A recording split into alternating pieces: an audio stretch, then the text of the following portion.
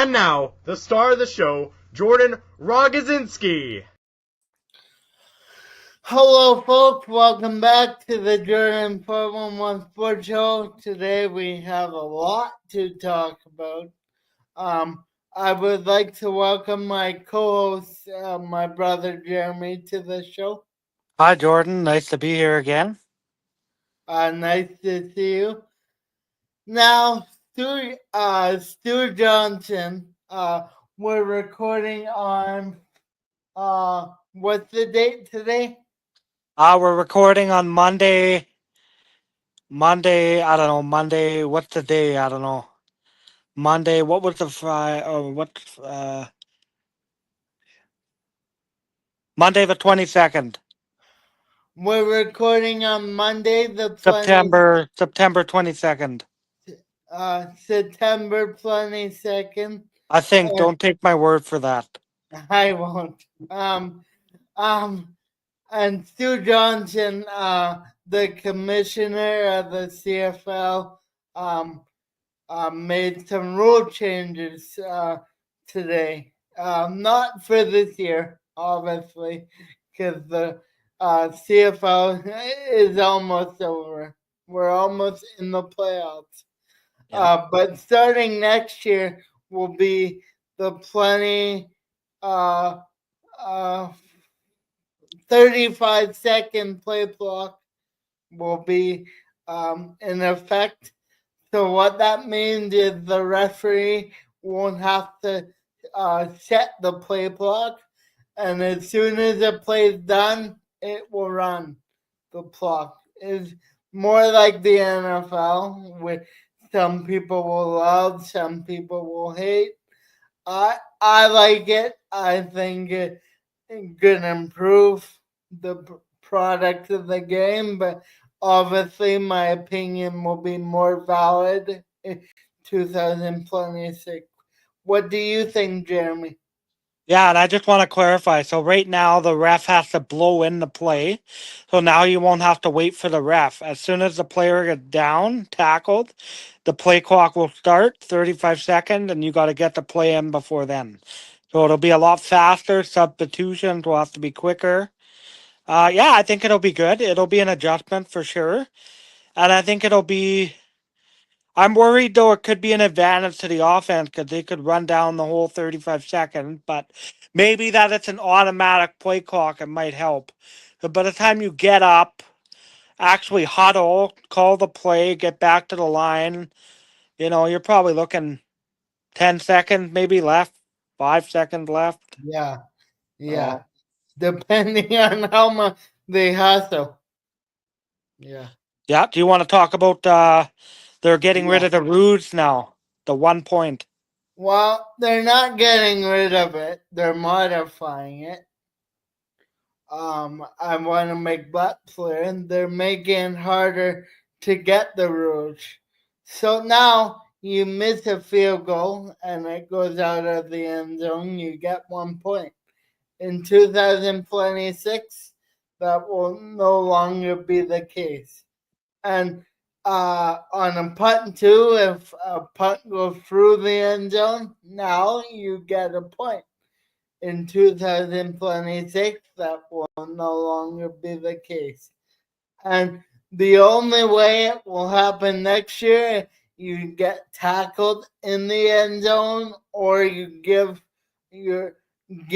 yourself a knee voluntarily, and that will give you the 1 point.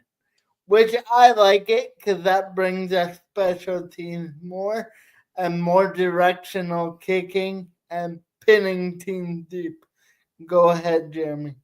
Yeah, I like it. It'll definitely make special teams more interesting. Maybe more returns. I wonder though if you do kick it out of the back of the end zone on a kickoff or punt, I guess they would get it at the 35 or 40. I'm not sure. And then one thing I do like is if you miss a field goal, you don't get a point. I think that's stupid. I don't think you should reward failure. I think if you miss a kick, you should get no point. And I'm glad they're implementing that in 2026. Yeah, because I remember that one game in Toronto and Saskatchewan Liam Halalahu. Haralahu. Yeah, that was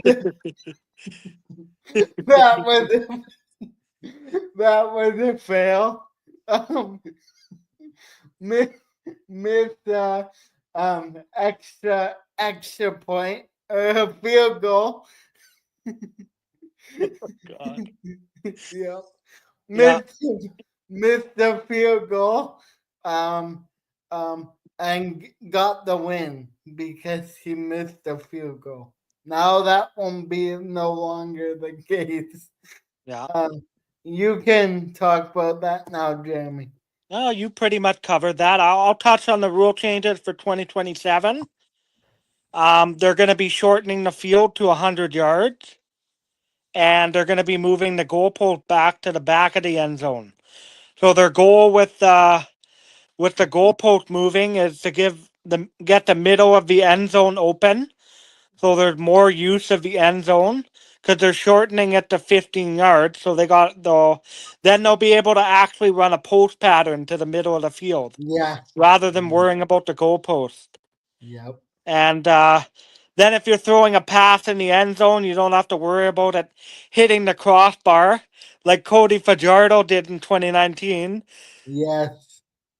Yeah. Yes. Remember, what was the meme? It was, what was it again? Do you remember, Jordan? There That was a meme? lot. There was a lot.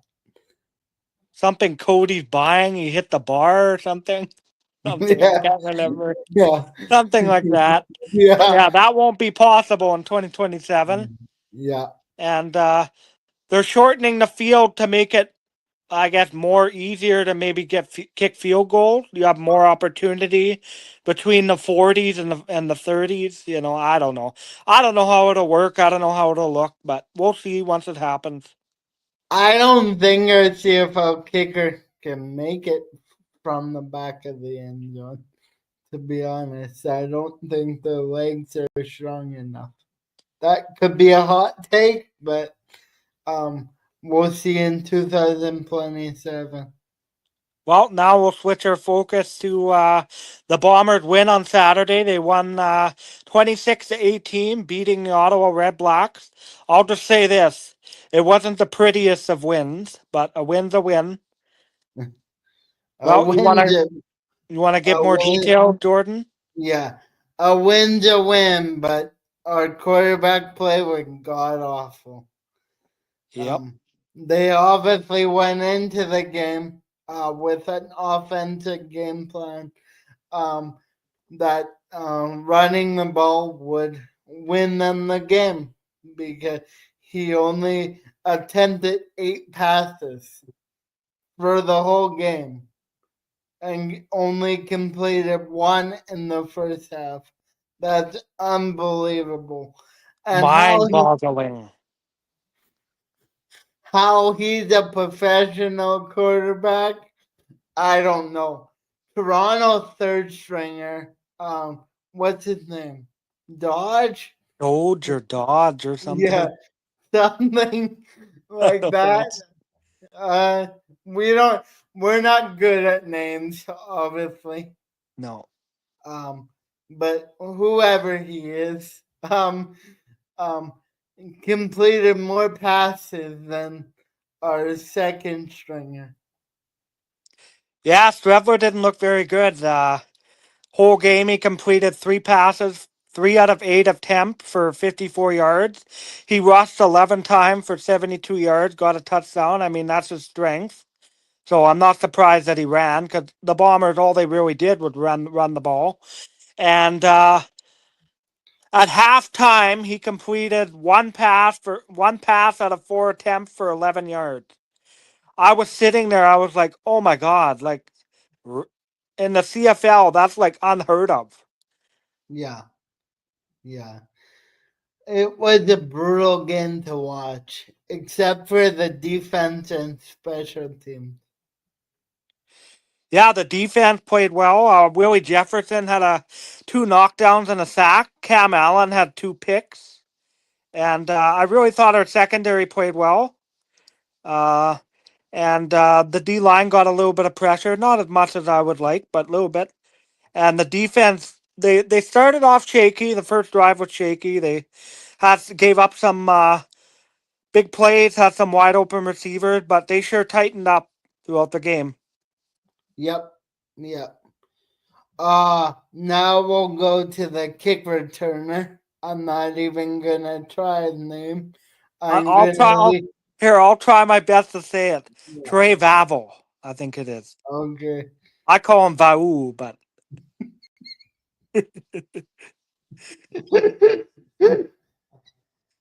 Yes, he had actually a franchise record missed field goal return. yeah, Michael just said it's Vavel or Oh. Vaval or something. I don't know. Yeah. Yeah. Michael seeing us struggle in the background Yeah, pronouncing names. But anyway, he had a good kick return, a franchise record. I thought he would have got tackled at the 5. It sure looked like it, but other than that, he kind of made people miss 5 times. He stopped and started a lot, so um, that's all. And that was basically the Bombers win from there, because after that, the defense was in check. yeah. He basically gave them a lot of momentum with that missed field goal return touchdown. I thought he was going to get stopped many times. The way he stopped and started and slowed down, and then all of a sudden, once he got to midfield, he was gone. There was no one around, and that was it. He was gone. Yes. And that really kick-started the Bomber, gave him momentum. And also, Cam Allen had a good game. He's a rookie out of Purdue. Purdue. Yeah, Purdue. He had 2 picks and 71 yards in return on those 2 picks. So, pretty good game for him. Yeah, and I'll say this: Brady Oliveira had a hell of a game. Yes, he 100 did. yards rushing, and Yeah. yeah, well, with Strevler in there, all you can do is run the ball. I mean, the guy can't pass, so you're pretty much going to run the ball. So you expect your running back to be busy. Yes. Now, Well, do you want we? to? I guess we'll preview the next game, eh? I guess. I'll say this though. I hope to God Zach Calaros is back this week, because if we Yes. have to watch Strevler do what he did at home on Saturday, that's gonna be very, very frustrating to watch in person And boring. and very And boring. The boring. offense only got one touchdown. We won because of a defense and special teams. The Yeah. special team missed field goal return, and then the defense got a couple picks that led to the offense short field. And Michael Ayers Oh yeah, too. Michael Ayers with the big Got hit on fumbled. special teams. Yeah. Yeah, for the fumble that Yeah. led to a field goal before the half. Yeah. Uh basically we gotta play like 100% better to beat Hamilton. Oh, they're a good team. They're just in the Eastern Division. If they were in the West, they would be like Edmonton, because they're good, but they're average. But because Edmonton gave them a better fight than we did the week before, Yeah, so they are beatable. But Shathers in just pray and pray to whatever God you believe in, and um, just enjoy the game. I guess I have yeah, no no. I have no faith in him. Yeah, all I'm gonna say is cross my fingers. I hope Zach Calaros is back soon. Yes, Because yes, without him, we have no chance. yes, yes. Uh, and then, well, we'll, and I'll say this about the Hamilton game. It'll be interesting to see how our secondary play handled Lawler and Keandre Smith and Bo, and how if they can shut them down or not. We handled them pretty well in Hamilton, so we'll Yeah. see if we can repeat that. Well, maybe we'll touch a bit on the Jets, eh? How much? Yeah, we have about 5 minutes. Okay, okay. Um, well, the Jets, obviously Jonathan Tage, which you might be going to the preseason game. Not sure. So don't hold your breath for any pictures. But my brother does go. I told him already to take Yeah, pictures of Jonathan Taves, so yeah. you can see them on his social media, which is Twitter, lowercase J underscore Rogozinski, J I think, and then Instagram is Jeremy26, and okay. Facebook is just Jeremy Rogozinski. And he's And active. Oh, Rogozinski is ROGODZINSKI. and he's active. We're both pretty active. So you want to get a hold of us. Fun. Sorry for the laughing, folks. Just some of these names are really hard for me, Yeah, and I can't pronounce things in general. yeah. I have a cerebral palsy, as a lot of you guys know, and it affects some of my speaking. Pretty much every word I say. Well, even So, I can't speak sometimes, and I don't have yeah, cerebral palsy. yeah. So But yeah, just wanted to mention the show might look not smooth.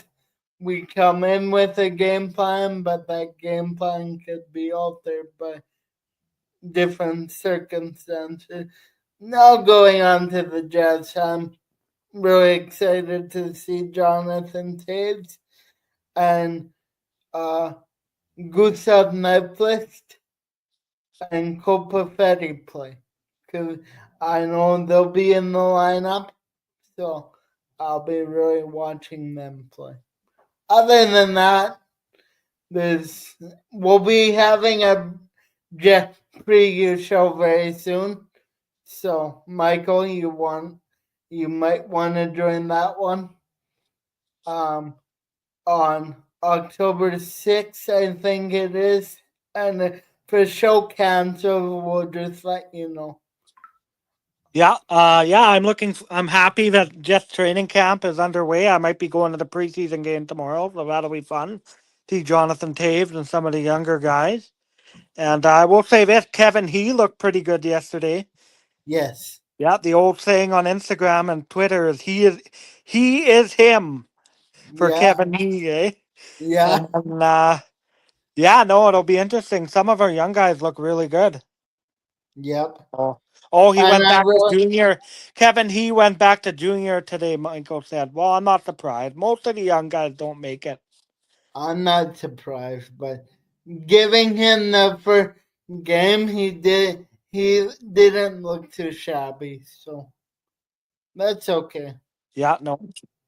Yeah, I'm excited we'll do a preview show maybe October 6th or next Monday. We'll see. And yeah, it'll be interesting. Well, thank you all for tuning in and follow me on my socials, reach out, and we appreciate all you guys watching the show. Our last video got 300 views. So we appreciate all you guys watching the show and hope you continue to watch and support us. Yeah, thank you for everybody to the bottom of my heart. I I never thought I would hit 300 out of high school. So, it was pretty special to see the video get that high. And we're always striving to get that high, but rather if it will get there or not, who knows. So thank you and bye bye. Yeah, see you guys next week. See you next week.